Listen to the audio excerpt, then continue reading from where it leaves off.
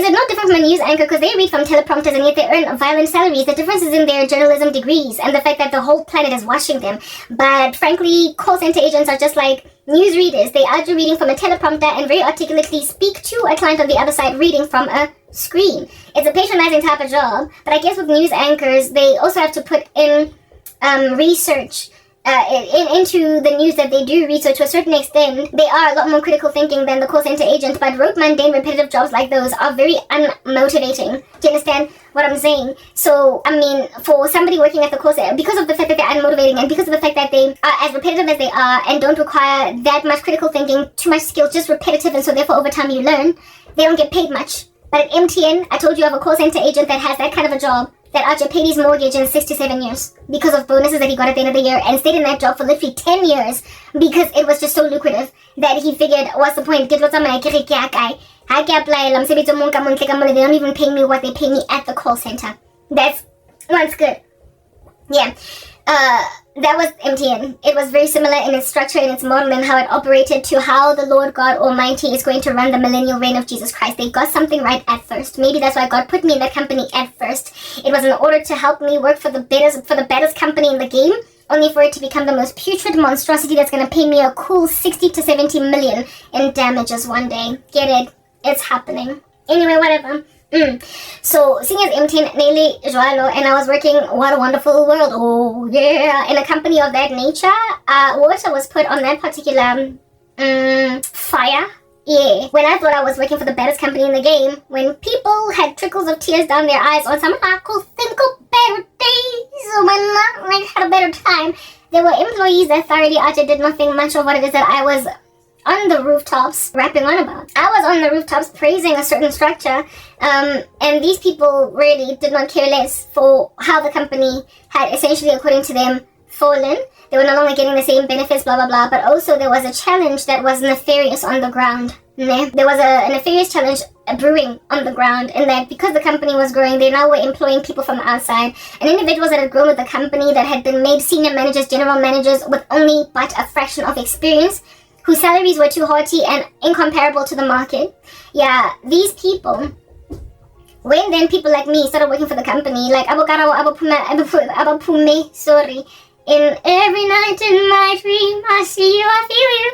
Those of us who came from Titanic type companies, like as in everything is sinking, my career is sinking, it's going on and on, yeah, far. What's our careers? Now that came from companies that were that gangster boring, like it was cancerous, the way that they were so incredibly metastatic on the prospects of our proliferation. There was so much bureaucracy. The younger you were, the rougher it became for them to take you seriously. And then when you were yet to graduate, it was like you didn't even study at all, anything. They did not have any regard for whatever subjects you might have already covered in school. Terrible. When you come from such companies and you're now working at MTN and you think it's great, yeah. Well, the staff that had been there growing with the company, getting taken to school and learning the ropes from inside a company that was very immature in its processes, when then they happened upon Karabo that come from the Titanic. Us like it, man, beasts. Do you understand? Like proper monsters. It was like we came into the company on some, hello, I'm at MTN now just like you. Show me the ropes, what's going on? What's happening? And they looked at us on some, sure, we'll show you the ropes. And then they would show us the ropes. But then, somewhere along the way, upon them showing us the ropes, they came to learn that, yes, like it, man, this chick knows a lot more than me. This chick is a lot better than me. This chick is able to find holes that I can't find. I started in infancy with this baby, and all I know is this baby. I grew from being, like I had a senior manager boss lady who had started out as, and I can't remember what, but then she became a business analyst, and then she just grew and grew, and then she was our senior manager, right? Yeah, she'd only ever been there. The previous company she was working for, I don't even know what it was. It was not even worth a mention. She essentially grew her entire company and her entire career at MTN, and when people like these made observations of the broad skills of people that come from the Titanic, yeah, thriller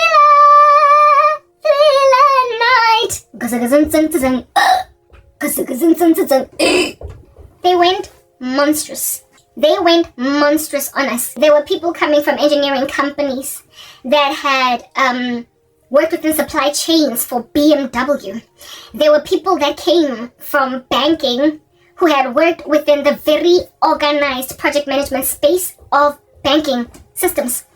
There were people who came from IT companies, IBM. There were people who and now they were working for a company whose employees had only ever known this yellow building, and they've been getting really big bonuses. Their salaries are not market related, so they can't easily move. They can't go and gain these skills from outside, and they don't see the value of skills transfer coming from people who were in the Titanic, who are now in this much easier boat. They don't see the benefit of the fact that we are there for their benefit. We're there to upskill them. We were there to help them along. Because, understand, if you try and go for an interview at ABSA with this kind of fluffy understanding that you have, you're not going to give, right? But give me a year, and I will train you some things, and you can successfully interview at ABSA. And because of the level that you are at MTN at this young age, ABSA is not going to actually be playing games with you and try and hire you in the same level. They will give you a promotion. You will run an entire department. But I can be of benefit to you, like Papa. I have my thing that I can offer you over here. You might be my boss, but I do come from banking. I do come from processes. This is the only thing you've ever known. You've been growing up in a silo. You know what it's like. Right now, the Lord is giving me that as an analogy. I don't know if you've seen the show The 100. There are these people that cannot be exposed to radiation, and so they keep on using the blood of people who are used to radiation in order to sustain their lives. Like Papa. Slowly but surely get yourself accustomed to the air, and then you will be able to breathe outside. Do not steal my blood. It's like they looked at us like their sustenance. They were made to live in a bunker, growing up in a bunker, and so they can't go out and endure radiation. So upon wearing hazmat suits and going outside, they're actually going there to harvest the blood of people who can live. It is the bone marrow, right? The red blood cells or whatever, according to the narrative in the show The 100. They are going to go and harvest it from people, so they're going to keep them there as animals that they are actually using their blood for. A former legacy staff, essentially, at MTN started to become like blood harvesters of employees from outside, especially those of us who came from hard-knock Titanic industries like banking, where processes are very, very rigid, where you are used to procedure. It is actually similar to how it was when I moved from Mayfair Convent Primary School to Winchester Ridge Primary. Mayfair Convent was a private school with a very high standard of education, and we were already doing some pretty elaborate story sums when I moved to Winchester Ridge Primary in grade 5, such that my first ever test that I wrote for maths at Winchester Ridge Primary, I killed everybody in the class. I got something like 35 out of 40, while everybody was still getting 8, 7, 6, 5 out of 40, because they could not quite grasp concepts, but I'd already covered it in the previous year and some of the beginning of the initial year, the year that we are in grade 5, 7, 3. I was an advanced student in comparison to everybody else, because I came from a school with a much higher standard of education. And then my mom actually disappointed the living daylights out of my curious mind and put me in a lackluster, mediocre government school. It is what it is. I've ever since then grown my own fangs.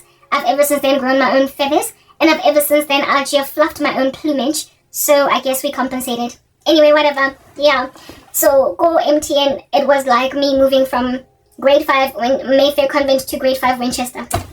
That's how it was. And people who aren't used to peacock feathers, when you fluff them, they will think that you are fronting, and you are basically there to coo them, take them over, overwhelm them with all of your juice and your fever. And so they will play dirty. They will be below the belt.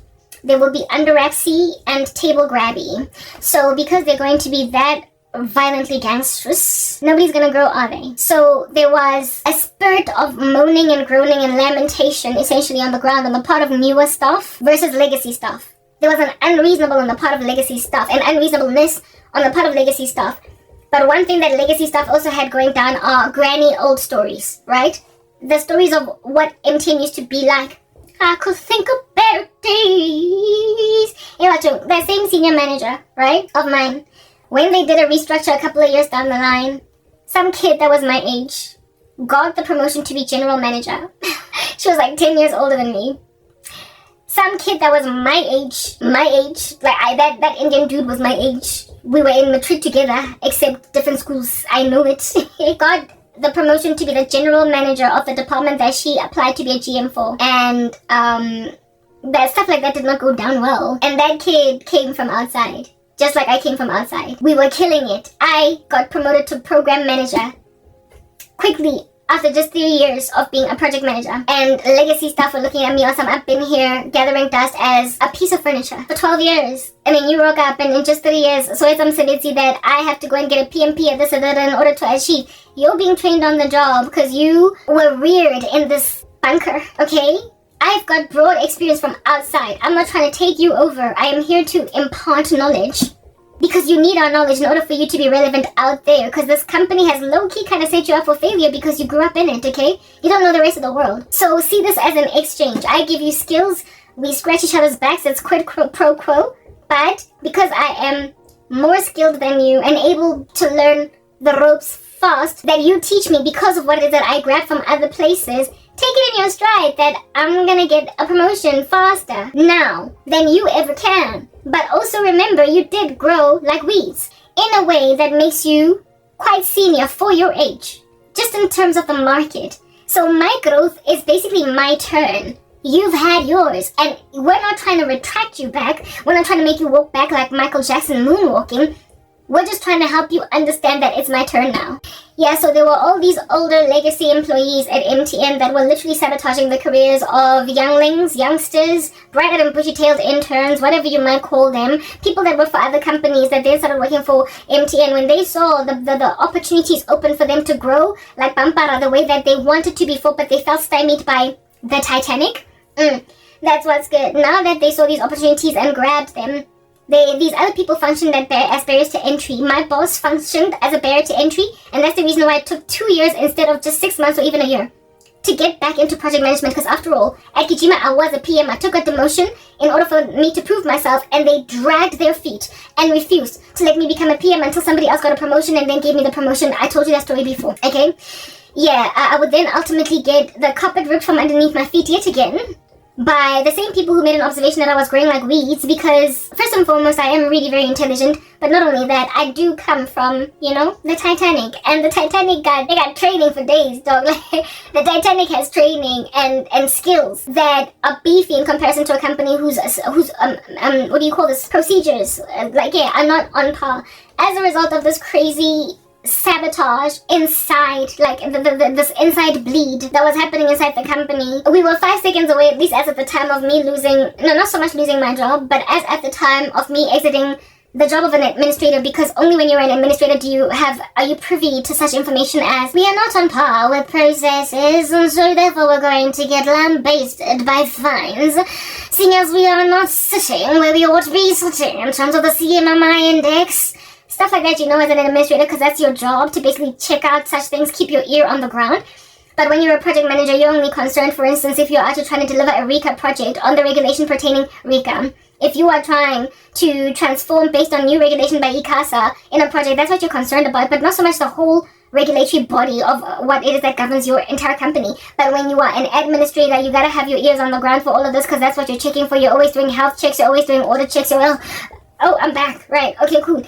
So I knew a lot more about processes and what was lacking when I was an administrator, and as at the time of getting promoted out of that job, we were 5 seconds away from getting fined. But when I started working at MTN, we had the leg room of about 3 years, right, to get our act together, but it never ever came together because of all this inward bleeding, this infighting, this refusal to just let the strategy of the company to employ from outside in order to basically beef up our processes happen. Let it happen. Individual staff members were functioning as barriers to entry. They were essentially bleeding their own company from the inside out, just like much like what is happening right now with South Africa, or if you want to be really Lani, it's in Mzansi. Alright? This which is happening with Mzansi, Afrique du Sud with the French like twirl. Mzansi, Afrique du Sud is actually bleeding from inside. Like, it's literally bleeding from inside because of people that are legacy. Do you understand? That have been here since the very rudimentary stages. As a result, they've now got head honcho, big chunky jobs and are paying themselves handsome salaries. We are proud that they've done this thing. They were also taken from bus stations and taxi ranks. Struggle heroes. But now they're just like holding on like for dear life. Oh, goodness sake. Oh. Now they are out here holding on for dear life to their jobs at the expense of up-and-coming youth that are trained up in a broader spectrum of industries. and disciplines. In the age of the internet, so there's lots more information at their disposal, and they are a lot better able to also learn it because they're young, right? Their brains are like thriving, and they are literally functioning as barriers to entry to the youth because they're holding on to their crazy little ridiculous strengthy jobs. And then they claim that our unemployment rate is a qualm and a concern that they have. How can you have a qualm and a concern when you're the reason why the youth don't have jobs? Why 40 or is it 50% of them don't have jobs, or what? You don't want them working because they literally are sitting, consuming data, copious volumes of it in comparison to you from the internet that historically was only available at universities, able therefore to rock up with grander skills in corporate South Africa than you, already starting jobs like computer literate. Imagine this, like proper, there was a time when on an advert for a job, computer literacy was like a whole thing. Like isn't everybody computer literate by like 7 now? Yeah, but like back then it was a whole thing that people could actually walk into corporate and not know ASDF like proper, like a QWERTY keyboard yet, and you still had to go through the rounds of doing that in them. So therefore it was a whole requirement for people to go for computer literacy classes, go for like a whole 3-month course and just learning how a computer works, how to like copy paste from a Word document. Oh goodness, like whoa, like do they still do MS Word courses? I don't know, like maybe like Excel might be worth a while, but MS Word, I don't understand. Like Excel, like pivot tables, that's like a whole thing. But even then, isn't there like a whole automated sort of kind of like chat GPT version? I don't know. Listen, 2025 has just got so much more advanced technology such that these kids now are coming with skills that we needed to go for 6-month courses first before we could work in certain jobs, and now they're just easily doing it. They're highly proficient in multiple languages. They're highly proficient in internet languages. They also know a lot more because they are curious. Like kids generally are curious, but they're curious in an information age. So therefore, their curiosity is satiated by just copious volumes of information. The disadvantage, however, that they do have is the fact that there is a lot of misinformation, so they are also consuming a lot of jibber jabber, but consumption nonetheless, they are walking in it. So therefore the burden of fact-checking proof is on them. They have got to embark on the responsibility of vetting information that they consume on the internet or anywhere else where they can find it, in these free-flowing market of information streets, against what is truly true. They've got a responsibility to vet that. That is the downside that they're walking in. However, they do have far more volumes of information at their disposal, and knowledge is power, like quite literally. And information is the reason why the world goes around. Lack of information is the reason why things are innovated, right? Sometimes we go into entire industries just to create information. Knowledge is the driving force behind pretty much every big, fat, chunky, paradigm-shifting discovery that we have ever come to learn. So in an information age where knowledge is that much more readily available to human souls on the ground, and the ones who are consuming this information are the youth, you can imagine then what barriers to entry geriatrics and legacy randos are out here being to the youth that would literally within a mere matter of weeks slay them in their own job, insofar as you give them enough tools to learn this particular job. So I mean, of course you're going to keep them out of the market, right? You're going to keep them out of employment. The unemployment rate in this country of the youth, how unemployed they are, is not because there are no jobs. It's because geriatrics, senile, rando, legacy, hold on to jobs for dear life rap people don't want them in there. Because being a senior manager and executive, being a runner of an entire department, it is potentially true that some child could show you flames within just 7 months of learning enough ropes underneath you to run with one hand and a limp your whole department. We know that that is a fact because only look at really excellent content creators that have just gotten out of diapers. Look at how good they are at stewarding their YouTube channels and amassing for themselves the craft that they have amassed, and also the amount of knowledge they're able to impart, and with a level of proficiency, their level of video editing, how it is that they are able to do such great, excellent work from their own entrepreneurial space that is their YouTube channels. Well, if you go and you grab that content creator and you put them in corporate South Africa, you restrict their ability to motion themselves left and right as much as they want to spread themselves like butter on bread by the bureaucracy of a corporate 9-to-5, right? You restrict them to the department. You restrict them to marketing or accounting. You restrict them to finance. And so that is their challenge. That's their barrier to entry. And over and above that, in finance, is this like lackluster legacy boss guy that's going to insist that she does 5 years of time before she gets a promotion, when she's the one that can teach this boss guy or boss girl a thing or two, right? Yeah. And so she gets frustrated that way. And yet this same child or young adult when they go and they do their own thing, when they run their own little mini company as a side hustle, or when they start a content a channel, when they sell stuff on Etsy, on Amazon, when they make a decision to essentially embark on online streams of income or anything other than just the bureaucracy of a 9-to-5, okay? They do so well across multiple industries. Basically, marketing, they get that right. Finance, they get that right. Accounting, they get that right. What do you call this? Auditing, they get that right. Like, just checks and balances, they just get stuff right across an entire department, running a whole entire entrepreneurial organizations, earning so much more than they ever would have if they stayed in 9-to-5s, evidencing that if at all they had maintained themselves in 9-to-5 jobs, they would have slayed their bosses. And it's not like these bosses are ignorant to that, they know it. And so they're functioning as barriers to entry, and these barriers to entry are so exorbitant, so exquisite, and so nefarious while they're at it, that they are keeping people out from jobs altogether. So I mean, really, when you are maintaining youth in unemployment, and when you are grabbing skilled professionals and keeping them at home sitting like warm bodies in a bed, never mind a chair, like Karabo at the backs of their mother's houses gathering dust, when you are watching, saying bye-bye, au revoir, fly like a bird, oh Nelly Furtado, you wanna fly away, you don't know where you're so lazy. Everybody that's headed into the diaspora, people that are out working in other countries because they're sick and tired of the bureaucracy of South Africa, you are basically skills exiting from the country, exodusing. You are refusing to build skills in the youth, and you are also extracting skills from perfectly employable people that out here are not able to get jobs, and then you are saying goodbye without batting an eyelid, without stopping them, without saying don't stay. Rather you say goodbye my lover, goodbye my friend. People that end up in the diaspora with their skills bleed in the country, we're going to look kind of dumb.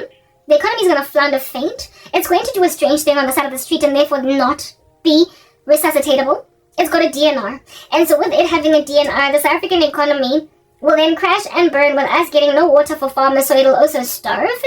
And so therefore, without food and without water, without, air, you die. This is not outer space. You're not a microorganism that can survive inside of the body without air. You're not a fishy that can survive in the water without air. You are a multicellular mammal that is terrestrial, living on a planet that you ought inhale and exhale in, eat, and then poop and pee at the end of each day. Clean yourself, that hygiene might make sure that you don't get pathogens coursing through your veins and then you die. You gotta do all that. In order to do that, you gotta maintain it by, frankly, filling the earth and occupying it, alright?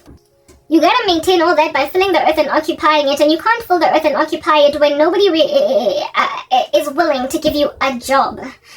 The skills exodus on this country is literally on purpose. So too is the skills bleed as a result of perfectly skilled South African citizens like Karabo sitting at home unable to contribute to the economy. What are you doing?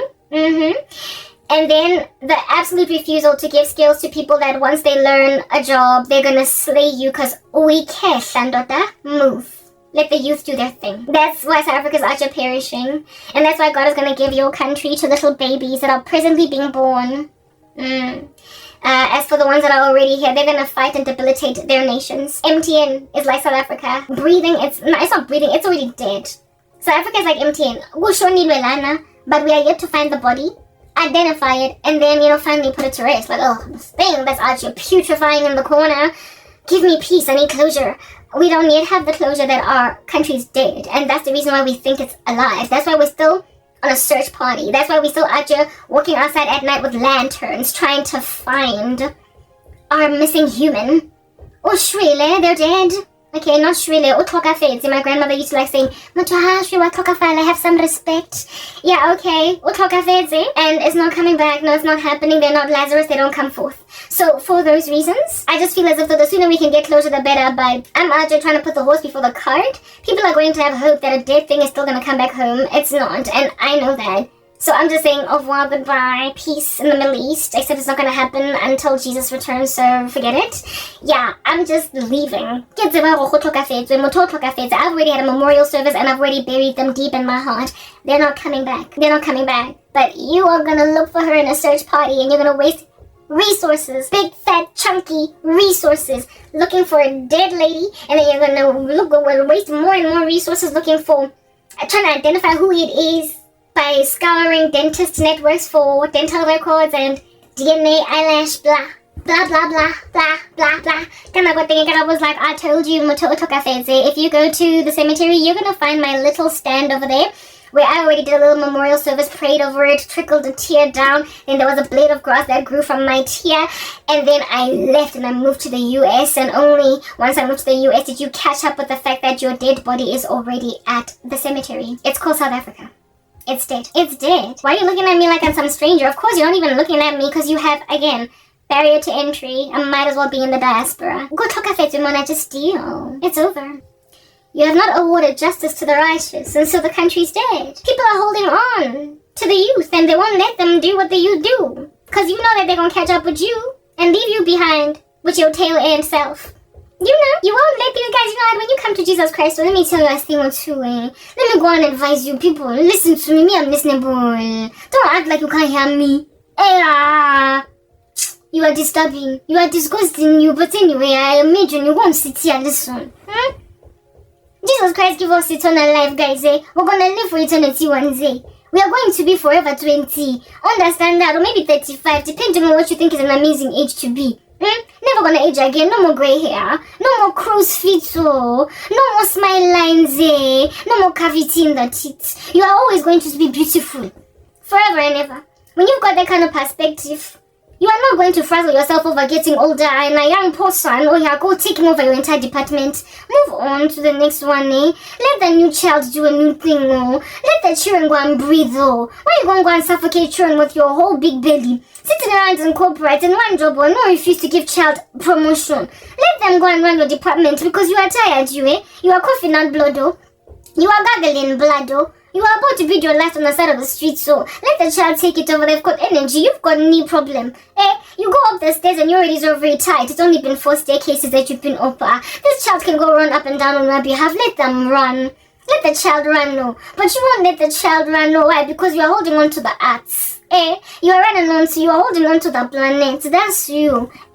You are telling yourself that when I pass away, this is it. So I've got to have street name after me. I've got to go and build mountain on top of mountain. I've got to go and build Kilimanjaro on top of Mount Everest because I've got to do a beautiful feat on the planet.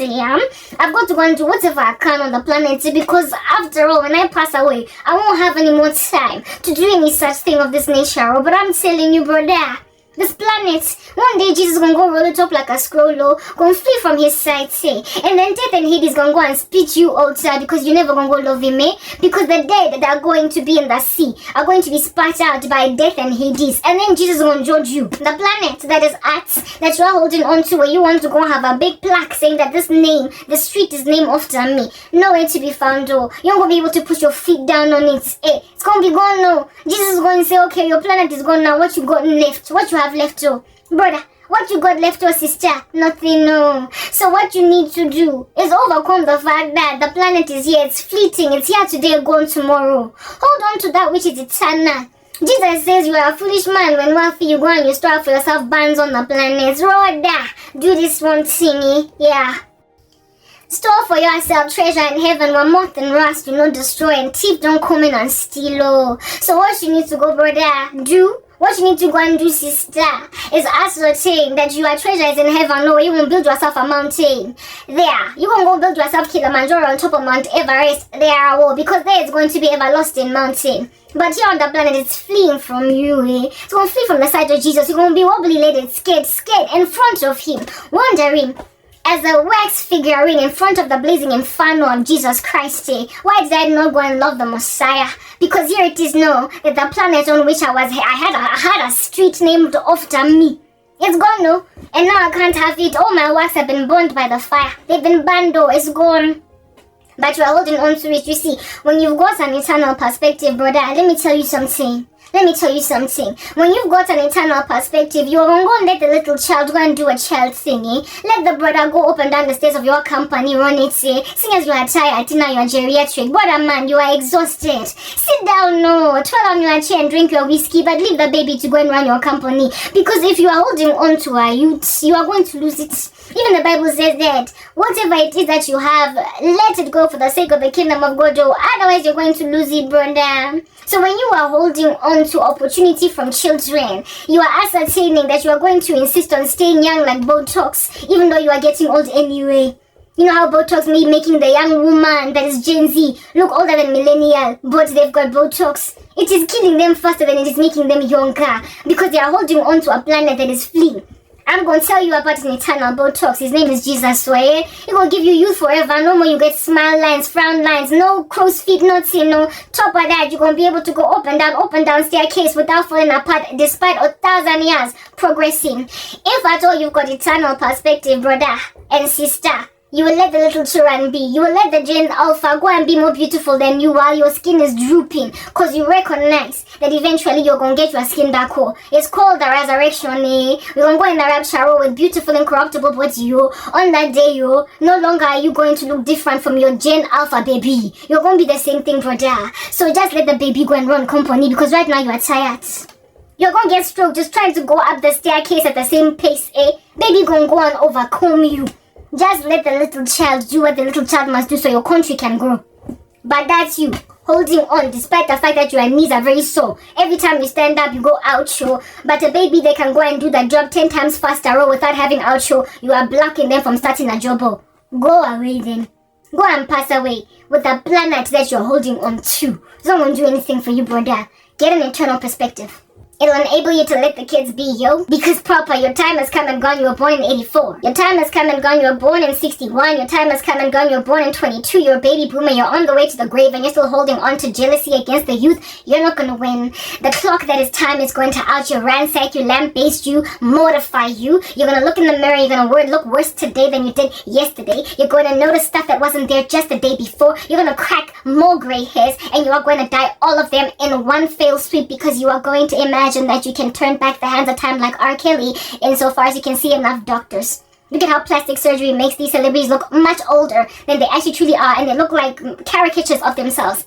Yeah, saying, yeah, wait on Jesus or to go and give you rhinoplasty. He'll be the one to go and do facelift, but you don't wait on the king. Because you don't wait on the king, you go and you give grief to baby. Your baby is going to overwhelm you anyway. You can't win. If you are 45, if you are 80, you are not going to win against a 27-year-old. Forget it. So why are you fighting? Let it go. Take the path of least resistance. Let the babies run the show because they are living in the information age. They know more than you, brother. But nah, you wanna be the hold held onto as boss Ele. Hlongwane. Now ukadileng wanna to burn the midnight oil. Now she's working for the company and you won't let her breathe?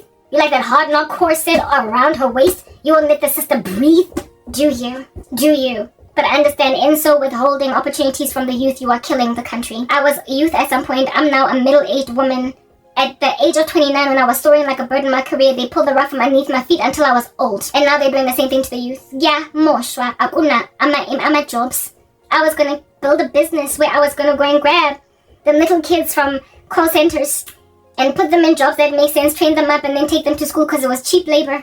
Easier and cheaper to hire them and train them up in project management and trust them to run, hitting the ground running instead of some rando PM ideas, PM Berkeley, Prince Tuli, everything PMP about long charge 100,000 rands per month as a salary. A business when I can just go and grab a child, do you understand? Fresh out of university, my skills, and pay them a modest salary to do the job of somebody or quotang. I get to be who lets the same job. Seeing as I'm starting an organization, and then I would be the one to take that kid through PM ideas. I would be the one to take that kid through PMP. I would be the one to take that kid through all the things that they need to go MBA, kita mo patala yon, Mara, in exchange for me paying for all of his education, no. He go and he give me perfectly viable skill for close to nothing, no. Standing on zero. Can do the same job, oh. I have done it.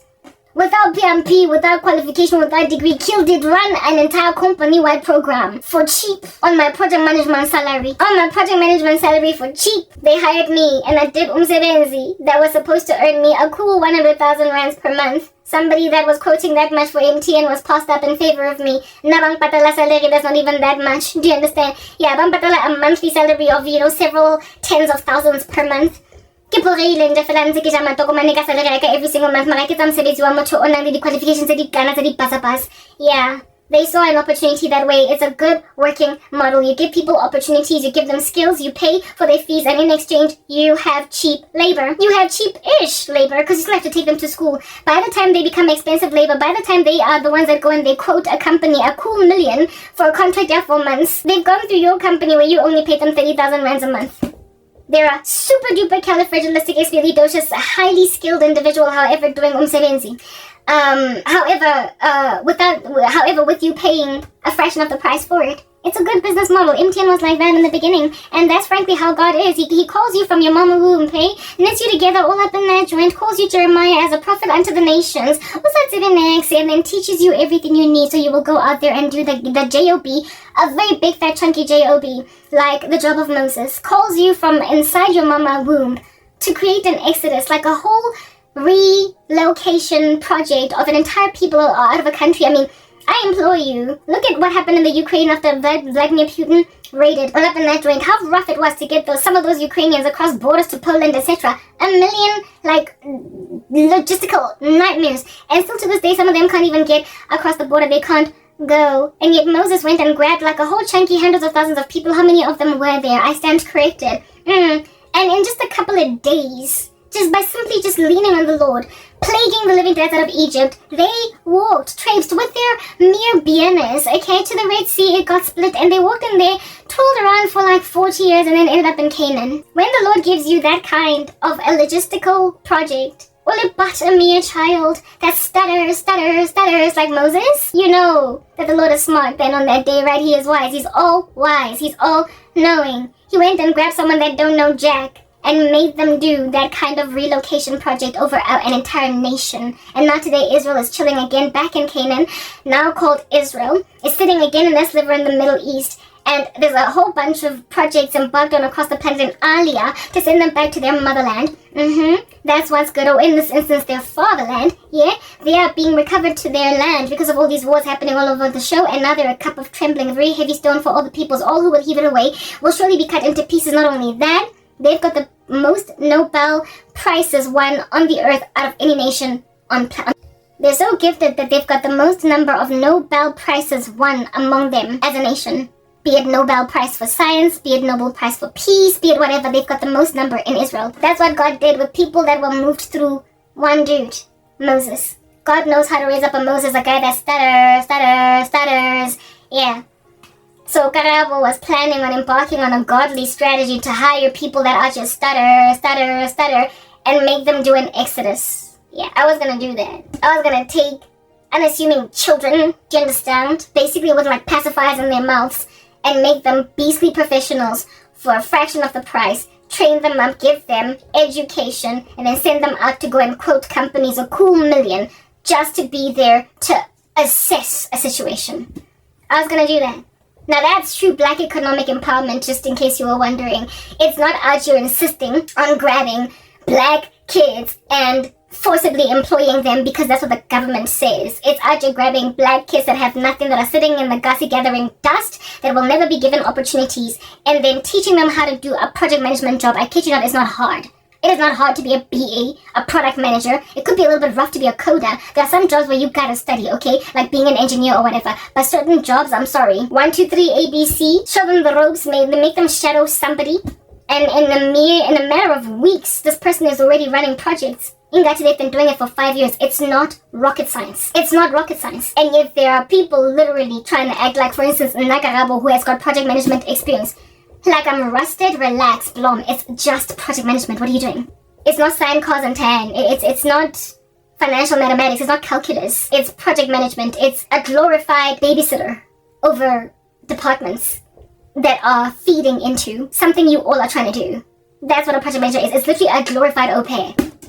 Everybody can do that. Literally everyone. To be a good business analyst, you need to know how to listen, read and write, and ask a lot of questions from people who are building systems. And they will verbatim, like proper, they will literally spell it out for you with blocks and cues and Ruby, like, and abacuses right next to Jenga blocks. What to put in your business analysis bullet points as to what the business requires. You don't need to have some elaborate IT degree. You just need to know how to listen to developers. And you can be a really good BA. That's all it takes. So, I mean, BM Bok, BA Bok, I'll take you to school to study BA Bok. I'll take you to school to study BA Bok. If anything, my former boss was a business analyst. I said, you're on a BA Bok thing. And she did not know how to be a business analyst, but she had to go and gather insights from the organization. She had to, from stakeholders, and put together some kind of a business plan. And so, sucking it out of her thumb, her fingers, her index finger, she was able then, eventually somewhere along the way, somewhere over the rainbow, to have something feasible enough for coders to run with, and so therefore build systems. And look at MTN, it was a prepaid giant in that time. Now today I get it in neck and neck, everybody's kind of like, what is the word that I'm looking for? Saturated, the market is saturated, everybody's got like 10 SIM cards now. Look at me with like 1 million phones in one sitting. The telco industry is saturated, but there's so many other things that can be done. But before then, everybody had 1 SIM card and we're trying to get like, I don't know, more. And what have you. And so if at all MTN was able to grow from infancy like that, with my boss being a business analyst that did not have a business analysis training, do you understand what I'm saying? You can start a business with total novices that are looking awe-inspired and in wonderment, asking themselves, what be this awesome, gargantuan, monolithic structure that calleth itself an office building? What shall I do in it? Where is its bathroom? And come out of there as seasoned professionals. You're lamenting about the skills exodus in the country. Well, it's very easy to rebuild those skills. It's just that you refuse to knowledge transfer. It's easy to build skills. It's not rocket science. That's why kids from grade 0 to matric can study same things we studied long ago. It's not rocket science. It's just that you refuse to give these people skills. These kids skills. You are keeping them unemployed. You're putting them in call centers with entire degrees, with entire BCom accounting degrees, and they're sitting in a call center. Suga, rubbish nonsense. Anyone that I should be employing, putting like proper a warm body in a chair, a graduate in a call center, it's just irresponsible. Irresponsible. And it's happening across South Africa in a like proper, just prolifically. It's like a metastasizing bacteria, like a necrotizing fasciitis, and absent of somebody amputating this nasty, gangrenous, cantankerously loud, spreading cancer. Ain't nobody gonna live, but then again, you are already dead, so yeah. You're already dead, guys. It's giving, it's coded. It's giving DNR, nitrogen mask, suicide pod, Switzerland, Sweden. It's giving, take it over, cause I guess now everybody must get their affairs in order. It's giving, I need, what do they call those guys that are gonna sign on your behalf now that you're dead? Yeah, it's giving that. So again, like a last will and testament in retrospect, seeing as the dead body is already just putrid with gases oozing from it in the wilderness, but somebody's yet to find it, so that's like a thing. South Africa's dead, yeah, it's dead. It's not even on its way out. This can't be resuscitated. It has to be resurrected by a civil war. I've been saying it for a minute. The mama's not going to be found until scavengers have ravaged that corpse. And they're not going to be identified. But for dental records or some laborious process of proving in the general geographical location where they passed away that it must be them, because we found their phone, we found their hair follicle, we found their tooth, we found there, so it must be her. You are yet to find the body, so the administrative nightmare of finally getting it in the ground. That's what you're on right now, South Africa. You think you can resuscitate this, you think you can start YouTube channels and lament, you think you can this, you think you can that. You're like a dead body in the wilderness. It's dead, but you don't know yet. But guess who does know? Those who are closest to them. Because as the years progress, it becomes clearer and clearer that this person is not coming home. MTN, the staff that were there in the beginning stages, were able to sing praises of the company. It was already dying when it was there, but I didn't know. Well, not as a South African citizen. I'm old enough, I'm a millennial, and even then one of those geriatric millennials who are closer to being a Gen X. I'm an exennial, so therefore I have been here in the beginning stages of this country's demise. I was like, I'm the tantamount of like that dude who in the call center was getting hundreds of thousands of rands in bonuses. I remember a much better time in the country. I remember when it was a wonderful space to be in. And so when other people rocked up and thought that this country was great, I was like, you ain't seen the best part of it, yo. You ain't. And even as the newbies that rock up in an ecosystem, you're able to make observations that people are actively functioning as barriers to entry to the youth. And to people with more knowledge, and so the company is imploding from within. MTN was that great organization, but staff members that came from outside, like Stand Up, etc., like all these others that were brought in that were bringing in skills to try and train up the legacy staff. These guys, these employees of MTN, the new ones were me, people like me. We were always talking, about how, yes, like our company's corrupt. There were all these stories in the media especially the OPCOs, the operating companies, the ones in Africa, all across Africa. They were so corrupt. There were all these stories just doing their rounds, like MTN was in the news every week for random stuff. People were getting arrested. It was nasty. And then never mind the corruption, all the scandals doing the rounds in the streets. There were lamentations on the inside by staff about how things are going. They were already brewing, churning, things in the rumor mill, essentially doing their rounds about the fact that HR at MTN is not really human resources management on behalf of staff, but it is management of human resources. So it's not human resources for staff, it's management's management of human resources. So an intermediating body of individuals whose core priority was to be impartial in organizations and be a mediating force between staff and employers started to work for staff, for management, to manage staff. They became like a handler for us, as opposed to a place that you could go to in order to get your matter eradicated. So what then happened, because of human resource bias towards management, they were used as a rod of punishment on staff, as opposed to a mediating force. I would know, because I literally lost my job because HR became a rod on my back to handle me for stuff. They were not neutral. They were not mediators. They were advocates for management against me. What the heck? Despite the exculpatory evidence heaped up to the heavens in favor of my case, they inculpated themselves with their infringements of corporate governance, and yet I'm the one that lost a career, never mind just that job. Right? Because of this crazy phenomenon, there then rose up these little gnarly bits of annoying rando factions inside the organizations called unions. People decided that we can't trust HR because what in the world, dream on? And our Labor Relations Act put it out there in their legislation that you get to start a union, babies, because if for any reason at all HR is unreliable, you can have a little caucus of people on the inside that are essentially like student representative councils, but for corporate inside your companies. And they then made a decision to start bribing bodies like the CCMA to deal even with people that come through unions. What the heck? Like, if you fire a person for starting a union in a company, they not only do qualify for damages under the Labor Relations Act of the CCMA, but they can get up to 2 years' salary because that is considered gross misconduct. And I was fired for essentially standing against HR's indiscretions as well, and I didn't even get that leeway, that legroom. Nobody cared to acknowledge the fact that I essentially got fired for low-key starting what would be the tantamount or the equivalent of a union, or in my own right, I was lamenting against the indiscretions of HR, who were not neutral, they were not mediating, they were not impartial. They were certainly advocates and only put off management and only pushing their machine to finality. They were finishing me off using an official regulatory body pertaining staff matters. It was ridiculous, okay? So I just screamed on a rooftop, yelled like a baby, with my epiglottis swinging left to right like a pendulum. And they made a decision that, like a baby, they're going to put a pacifier in my mouth called blacklisting. I have been literally blacklisted. My story is long, it's lengthy, it twirls around a tree like a snake.